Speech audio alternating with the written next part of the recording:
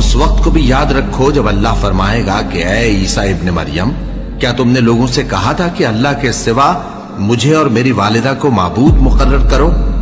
वो कहेंगे कि तू पाक है, मुझे कब शाया था कि मैं ऐसी बात कहता जिसका मुझे कुछ हक नहीं।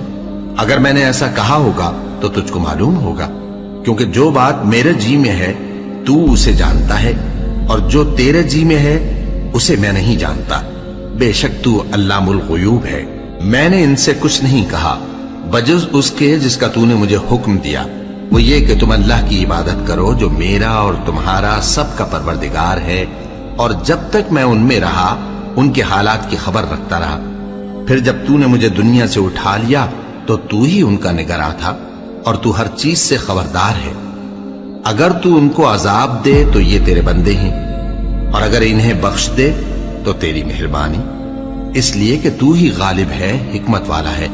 अल्लाह फरमाएगा कि आज वो दिन है कि सच्चों को उनकी सच्चाई ही फायदा देगी। उनके लिए बाग हैं जिनके नीचे नहरें बह रही हैं, हमेशा हमेशा वो उनमें बसते रहेंगे। अल्लाह उनसे खुश है और वो अल्लाह से खुश हैं। यही बड़ी कामयाबी है। आसमान और जमीन और जो कुछ इन दोनों में है सब पर अल्लाह ही की बादशाही है, और वो हर चीज पर कादिर है।